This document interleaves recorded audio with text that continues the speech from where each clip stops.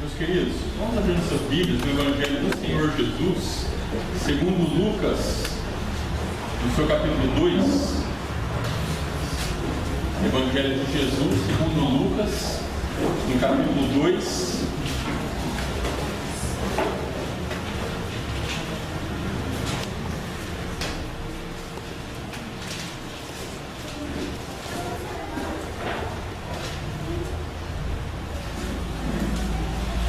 Como eu disse há pouco, nós, neste tempo de dezembro, de final de ano, nós somos envolvidos por uma série de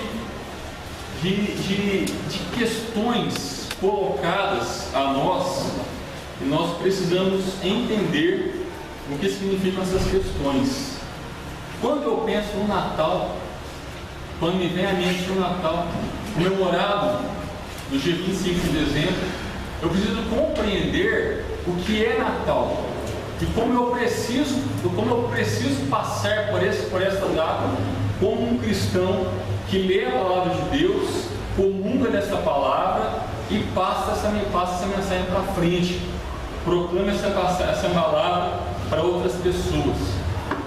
As pessoas têm em seu coração uma simbologia muito própria a respeito do Natal. E alguns dos símbolos: Papai Noel, rena, presentes. As pessoas dizem que essas simbologias trazem para nós um espírito natalino, ou nos comovem no sentido que nos deixam mais abertos a relações, nos deixam mais propícios a viver de maneira pacífica com outras pessoas. Este tempo de Natal, onde as pessoas dizem que há um espírito natalino que chama as pessoas à união, chama as pessoas à unidade, chama as pessoas a viverem bem umas com as outras. Só que eu preciso dizer para vocês que isso é mentira. O espírito natalino, na verdade, não existe. É uma criação que as pessoas dizem que existe. Na verdade, não existe um espírito natalino, existe uma hipocrisia solta aí nos quatro cantos do mundo, e nós assumimos essas expressões, nós assumimos esses chavões, e nós pensamos que são ensinamentos reais, verdadeiros, passamos isso para frente. E nós somos confundidos, e nós achamos que no mês de dezembro, que é o mês de festas, nós somos iludidos e achamos que no mês de dezembro há um cheirinho no ar, há um cheirinho de paz, há um cheirinho de alegria, se eu posso assim dizer, há um cheirinho, um quê de harmonia no ar. Mas na verdade não há esse cheirinho. O que há é um coração totalmente iludido, um coração iludido numa mentira que na verdade não é uma verdade, é uma mentira. Quando eu digo que a simbologia do Natal é o Papai Noel, eu estou me enganando e enganando as crianças. Quando eu digo que a simbologia do Natal são renas, presentes, e digo para as crianças que o Natal significa isso, eu estou me enganando as crianças, e toda este engano me faz envolver com as pessoas, e eu envolvido com essas pessoas, eu continuo neste caminhar de um espírito natalino que não é real, porque quando o mês de janeiro chega, os problemas parecem que voltam, parece que as angústias retornam, angústias que parece que não foram vividas em dezembro, mas foram sim.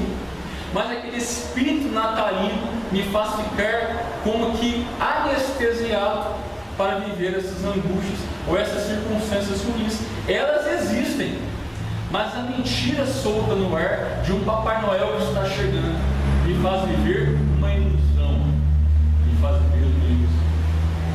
Mas a palavra de Deus que não me ilude em momento algum, a palavra de Deus que me convoca a viver uma verdade todos os dias, ela me chama a atenção para que eu viva o Natal de forma bíblica, para que eu viva o Natal de forma plena, de forma a proclamar às pessoas o real, verdadeiro sentido do Natal.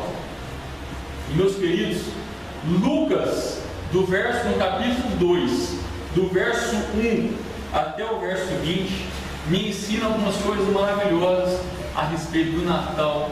E Natal é o nascimento do Deus que se encarnou, se tornou homem, como eu e como você. Natal é isso. Natal é nascimento de Deus, do Deus Filho, a segunda pessoa da Trindade, que se encarna de forma sobrenatural, de forma misteriosa, e vem viver, habitar entre nós. Isso é Natal. Natal não é compra, Natal não é comércio, Natal não é endividamento para dar presente a outras pessoas. Natal não é nada disso. Natal é a proclamação do nascimento do Príncipe da Paz, que nós vemos em Isaías, no capítulo 9, no início do nosso culto. Porém, meus queridos, o que Lucas nos fala, inspirado por Deus, a respeito do nascimento de Cristo? No verso 1, Lucas diz assim: naqueles dias foi publicado um decreto de César Augusto, convocando toda a população do império para uma recontagem, ou para um recenseamento. O primeiro recenseamento foi feito quando Quirino era ainda governador da Síria. Ou seja, todos iam alistar-se, todos iam para serem contados, cada um na região do seu nascimento. Cada um voltava à sua própria cidade natal, onde havia nascido, e ali ele seria contado, para que o Império Romano soubesse quantos havia sob seu domínio. Este é o recenseamento. No verso 4, José, também marido de Maria, também subiu da Galileia, da cidade de Nazaré, para a Judéia. Ou seja, José volta para a Judéia, para Belém, porque lá era a terra natal dele, por ser ele da casa e da família de Davi. Então José vai até Belém para lhe ser contado pelo Império Romano. José vai ali a fim de alistar-se com Maria, sua esposa, que estava grávida. Neste momento, no verso 5, Maria já havia sido tocada pelo Santo Espírito de Deus, e ali já havia concepção. Jesus já estava sendo gerado como homem, como homem no ventre de Maria. E no verso 5, Maria vai com José até Belém, com Jesus em seu ventre. É nessa caminhada. No verso 6, estando ali José e Maria, aconteceu que completaram-se os dias de Maria. O que significa isso? E ela deu à luz o seu filho primogênito, seu primeiro filho, Jesus. Enfaixou e o deitou na manjedoura, porque não havia lugar para eles na hospedaria, ou não havia lugar para eles na estalagem. Em alguma outra versão diz isso. Meus irmãos, a primeira coisa que eu queria dizer para vocês, uma palavrinha que me salta aos olhos todas as vezes que eu leio a Bíblia. Eu já falei essa palavrinha para vocês algumas vezes: simplicidade. A palavra de Deus em nenhum momento nos ensina qualquer coisa diferente de simplicidade. No próprio nascimento do Filho de Deus, a simplicidade está envolvida de forma grandiosa. Se vocês perceberem, no verso 7, diz aqui que Maria deu à luz o seu filho primogênito. Maria enfaixa Jesus, Maria lhe protege o corpinho do menino Jesus, envolto em faixas, para que ele não passasse frio, para que ele ficasse ali acolhido, como ele estava no ventre materno. E Maria e José deitam Jesus em uma manjedoura, num local simples, habitado por animais, um local sem qualquer tipo de luxo, um local sem qualquer tipo de regalia, um local totalmente avesso a uma moradia de pessoas. Não, ali era propício a uma moradia ou uma habitação de animais, mas não habitação de pessoas. Mas Jesus nasceu ali e foi colocado em uma manjedoura ali, porque não havia lugar para seu pai, sua mãe e para ele em qualquer hospedaria da localidade. Se vocês avançarem um pouquinho comigo, por favor, lá no Evangelho, o segundo João, no verso 1, no capítulo 1, no verso 14, quando diz sobre simplicidade, que Jesus foi deitado em manjedoura, o verso 14 diz assim: e o Verbo, a palavra eterna, que é Cristo Jesus, a segunda pessoa da Trindade, se fez carne e habitou entre nós, cheio de graça e de verdade, e vimos a sua glória como do unigênito do Pai. Como é que eu posso ver o Deus Filho deitado em manjedoura e ver nessa situação de simplicidade a glória manifestada de Deus num local tão simples? Como é que eu posso ver?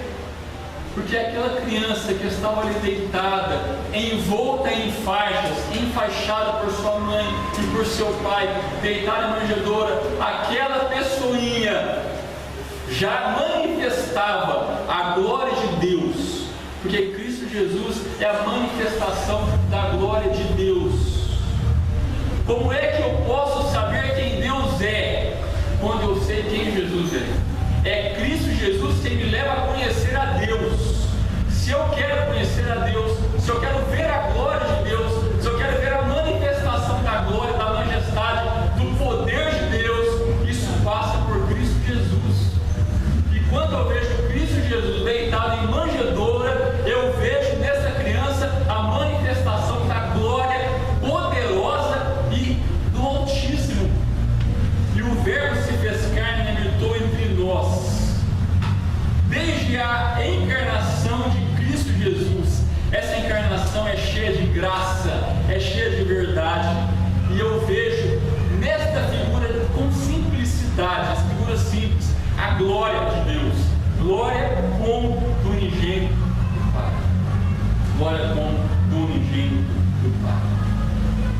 Porém, meus queridos, continuando, o verso 8 me diz assim: havia naquela mesma região onde Cristo nasceu, havia naquela mesma região pastores de ovelhas que viviam nos campos e guardavam o seu rebanho durante as vigílias da noite. Quem eram esses pastores? Eu não sei. A palavra de Deus não registra quem eram esses pastores, mas nós podemos saber que na cultura onde aqueles pastores estavam, a classe de pastores não era uma classe privilegiada. Os pastores eram mal vistos, os pastores não eram fidedignos, a palavra de um pastor não era fidedigna, a vida de um pastor não era levada a sério, os pastores não eram bem vistos como classe para o povo de Israel.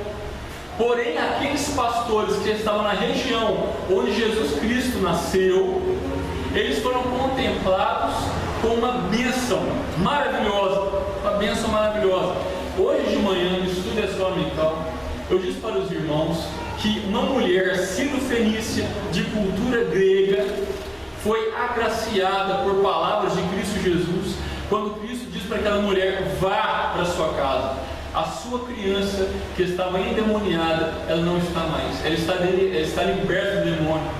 E esta mulher também era uma mulher que não tinha privilégio na cultura onde ela estava, era uma mulher rejeitada, porque era sírio-fenícia, de cultura grega, de língua grega, e porque era mulher. E Jesus vai até aquela mulher e, sem qualquer preconceito, Jesus abençoa a vida daquela mulher, curando a sua filha. E aqui não é diferente. Estes pastores que eram mal vistos na sociedade, eram figuras que não eram consideradas fidedignas dentro da cultura de Israel. O que ocorre com eles? E um anjo do Senhor desceu aonde estes pastores estavam, e a glória do Senhor, e a majestade do Senhor, e o poder do Senhor brilhou ao redor deles. E aqueles pastores que eram mal vistos pela sociedade, eles puderam contemplar com seus próprios olhos o brilho, o esplendor, não em sua plenitude, mas o esplendor na visão daqueles homens da glória de Deus, não da totalidade, da plenitude da glória de Deus, mas uma porção da glória do Senhor, da majestade do Senhor, envolviam aqueles homens que eram discriminados pela sociedade. E estes homens ficaram tomados de grande temor. Que visão foi essa que esses homens tiveram? Que visão foi essa que esses homens tiveram? Que quando a glória do Senhor, na descida do anjo, quando a glória do Senhor brilhou ao redor deles, eles ficaram tomados de um grande temor. Um grande temor. Porém, o anjo que foi enviado por Deus disse a eles: não temais, não temais.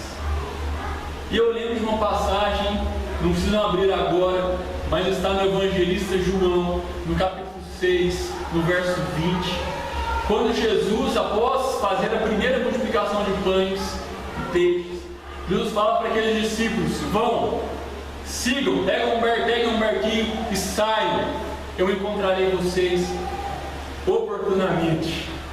Estes homens saem com o seu barquinho, vão navegando, quando vê, eles são assaltados por um mar revolto, e quando vê, eles veem Jesus vindo para perto deles, né? Eles também ficam assombrados com aquela visão de Jesus caminhando por sobre o mar, e que Jesus fala para eles: não temais, sou eu, não temais. E o anjo diz para eles assim: não precisam ficar assombrados, não fiquem assombrados, não temam. Eis aqui vos trago boa nova de grande alegria, que o será para todo o povo.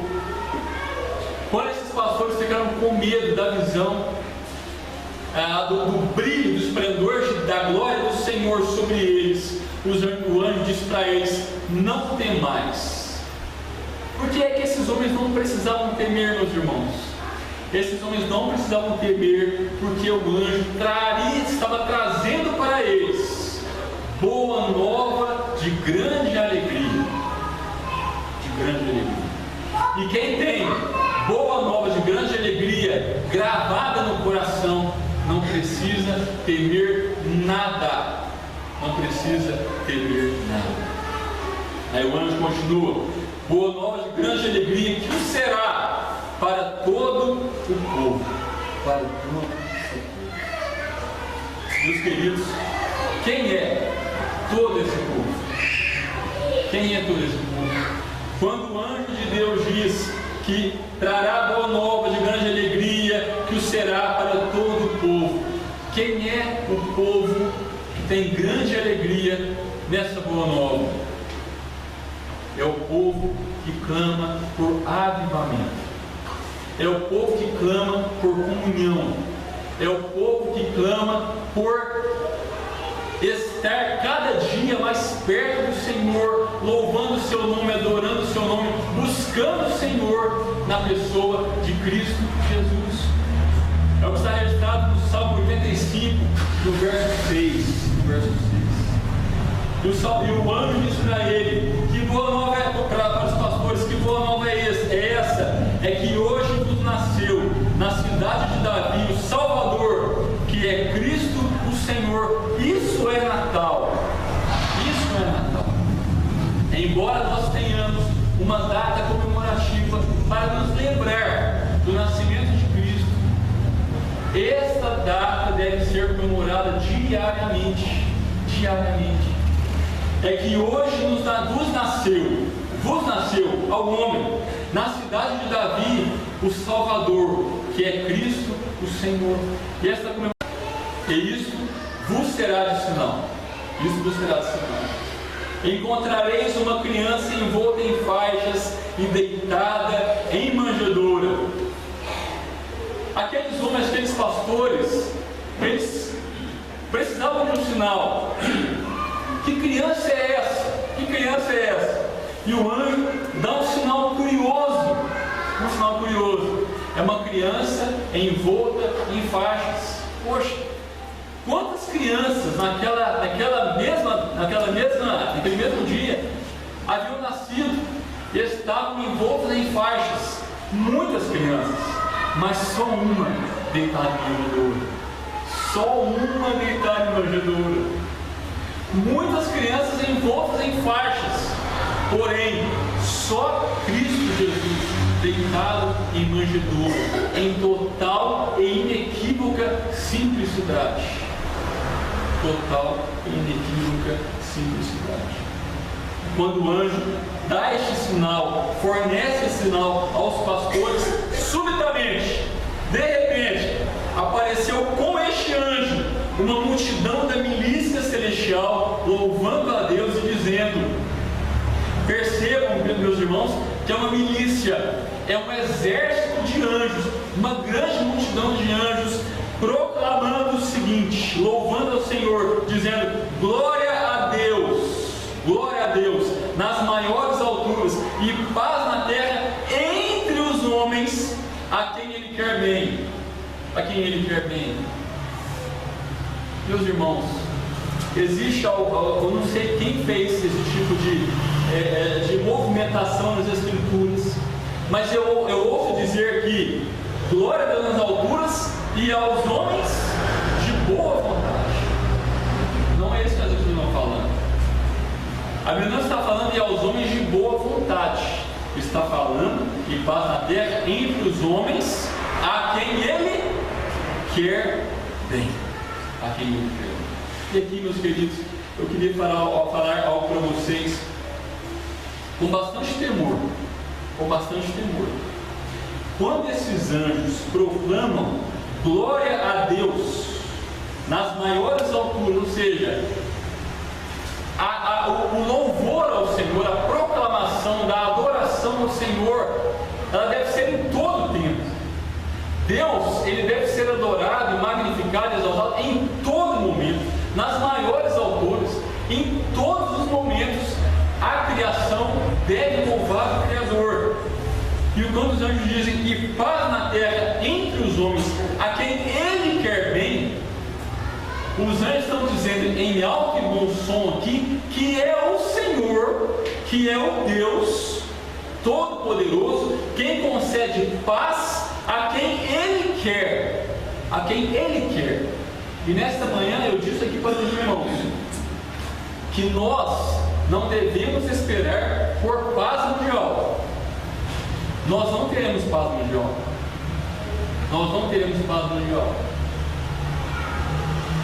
Para ficar perto de nós, muitas vezes nós não teremos paz em família. Muitas vezes nós não teremos paz dentro dos lares, quando Cristo ali não é pregado de forma familiar. Quando os anjos falam paz na terra entre os homens a quem Ele quer bem, é o Senhor quem derrama paz. E como é que o Senhor derrama paz? Quando nós nos jogamos aos pés do Senhor Jesus Cristo em adoração e dizemos para Ele: Senhor, eu me rendo aos Teus pés, eu proclamo com a minha boca e com a minha vida que o Senhor é o Salvador da minha vida, e sem o Senhor eu não posso nada. Deus te derramou sobre a sua vida paz. É desta paz que eu estou falando. É uma paz que ninguém toma de nós. Mesmo estando envolvidos em algum tipo de conflito ou algum tipo de circunstância conflituosa, o Senhor Deus nos enche de paz por causa de Cristo Jesus. E esta paz nem todos terão. Desta paz nem todos gozarão. Porém, gozará desta paz a aquele que se prostra diante do Filho de Deus. Isto é Natal.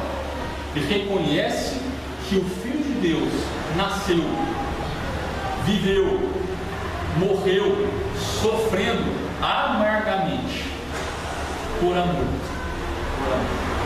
Quem crê nisso tem paz em todo e qualquer momento. Sofrendo, tendo paz. Chorando, tendo paz. Gritando, muitas vezes, tendo paz. Isso é Natal, meus irmãos.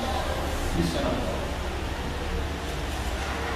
No verso 15: ausentando-se dos pastores os anjos para o céu, diziam os pastores uns aos outros: vamos até Belém e vejamos os acontecimentos que o Senhor nos deu a conhecer.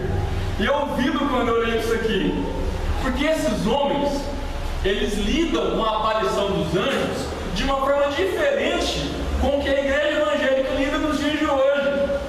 Porque hoje a igreja evangélica lida com os anjos como se os anjos fossem superestrelas celestiais, e eles não são superestrelas celestiais. Anjo é criatura como nós. Anjo é criatura. Anjo não é criador. Anjo não tem que ser exaltado. Anjo não tem nem que ser lembrado. Nós temos que nos lembrar que os anjos são enviados como boca de Deus, como instrumentos de Deus, não como nada, além do que eles são. Eles são apenas isso. E esses pastores, olha o que eles falam: vamos até Belém e vejamos que o Senhor nos deu a conhecer. Os pastores nem se lembravam dos anjos, eles sabiam, eles tiveram a graça de entender de Deus que o anjo que foi utilizado, ele era a boca de Deus, a milícia celestial era a boca de Deus, nada mais além disso. E os pastores: vamos correr até Belém para ver os acontecimentos que o Senhor nos deu a conhecer. O Senhor nos deu a conhecer. E no verso 16, esses homens, eles vão apressadamente, né? Olha que amor por esses acontecimentos que o anjo disse a eles. Eles acham Maria, José e a criança. Percebam que no verso 16, a Bíblia não fala a criança envolta em faixas. Diz a criança deitada na manjedoura. Olha o diferencial. Não é a criança envolta em faixas. O sinal é criança deitada em manjedoura. Eles correm apressadamente para verem aqueles acontecimentos. E eles veem isso do jeitinho que os anjos disseram que aconteceria, porque eles eram boca de Deus. Deus falando na boca daqueles anjos. E no verso 17: e vendo aqueles pastores, o menino. Irmãos, esqueçam de José e Maria. Esqueçam de José e Maria. Aqui diz que esses homens, vendo quem? Vendo o Filho de Deus encarnado, vendo Jesus Cristo, vendo a criança deitada em manjedoura, o que eles fazem? Eles divulgaram o que lhes tinha sido dito a respeito deste menino. Eles apressadamente correm até o local onde Jesus estava deitado. Eles veem aquele menino, eles passam a divulgar o que lhes tinha sido dito a respeito daquela criança. Homens desprezados, mas foram homens que divulgaram o que havia sido dito a respeito daquele menino. Glória a Deus nas maiores alturas e paz na terra entre os homens a quem Ele, Deus, quer bem. Verso 18: todos os que ouviram se admiraram das coisas referidas pelos pastores. Os pastores foram pregar a respeito daquela criança deitada em manjedoura. E quantos foram aqueles que ouviram e se admiraram das coisas referidas pelos pastores? Pastor na época não era pessoa fidedigna. Pastor falava alguma coisa, não era acreditável, vamos dizer assim, não era acreditado, vamos dizer assim. E as pessoas se admiravam porque aqueles pastores falavam com tamanha autoridade, porque eles viram, eles contemplaram aquilo que Deus disse para eles. E eles saem a proclamar e deixar as pessoas admiradas com a sua pregação. No verso 19, algo muito intrigante. Maria, porém, guardava todas estas palavras, meditando-as no coração. Meditando-as no coração. E aqui a gente pensa em algo muito sério, irmãos. Muito sério. Muito sério. Percebam que os pastores, eles recebem um ensinamento, uma informação vinda de Deus.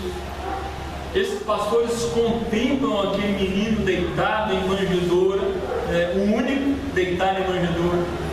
Eles saem a proclamar às pessoas que eles tinham visto. Porém, Maria, guardava todas estas palavras, meditando-as no coração. Meditando-as no coração. Eu quero perguntar a vocês, até quando vocês não vão ficar meditando? Até quando? Até quando vocês vão entesourar os ensinamentos de Deus no coração de vocês? Apenas isso, entesourar. Marcelo, como eu medito nas Escrituras? Só medito? Só entesouro ensinamento? Só guarda informação? Coisa linda. Os pastores recebem uma informação e saem a proclamar. Os anjos falam, vão lá naquele local. Eles apressadamente vão vir. Vêm e anunciam. Porém, Maria guarda no coração essas palavras, meditando-as. Meus irmãos, está tão em moda hoje em dia a meditação. As pessoas hoje perdem tempos meditando, tentando alcançar uma paz que jamais alcançarão com meditação.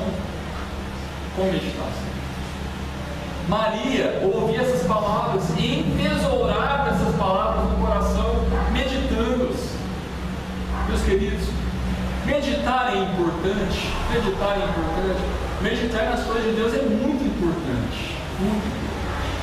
Só que quando eu medito na palavra de Deus e eu cresço com o ensinamento que Deus me dá através da leitura e da meditação, é necessário que eu apressadamente saia do meu local para anunciar. Deixemos de entesourar no coração as ricas palavras e mensagens que Deus nos dá. Vamos começar, meus irmãos, a proclamar essa palavra. E no verso 20, Lucas, inspirado por Deus, nos diz que voltaram então os pastores, glorificando e louvando a Deus por tudo o que tinham ouvido e visto, como lhes fora anunciado. Como o homem é criativo, né, meus irmãos? Como o ser humano é criativo. Algo belíssimo. É invertido, é trocado. E hoje as pessoas buscam mais simbologias pagãs para viver o Natal do que a expressão da própria verdade. Nós vamos conseguir lutar contra isso? Sinto muito, não vamos conseguir lutar contra isso. Eu já aviso aos irmãos, nós não vamos conseguir lutar contra o que já está instalado ali, porque o mundo jaz no maligno. O mundo ama viver morto e apodrecendo na obra de Satanás. O mundo ama isso. Mas aquele a quem Deus quer bem, olha para esta palavra e não se deseja mais se conformar ao que o mundo anuncia. Estamos inseridos. Vivemos isso. mas é necessário que nós abramos os nossos olhos para dizer às pessoas o que é Natal de verdade. Qual a beleza do Natal? A beleza do Natal passa por Cristo Jesus, porque o Natal me chama a atenção para aquilo que Deus fez, para a sua própria glória, mas também por amor aos seus. Vamos fechar nossos olhos.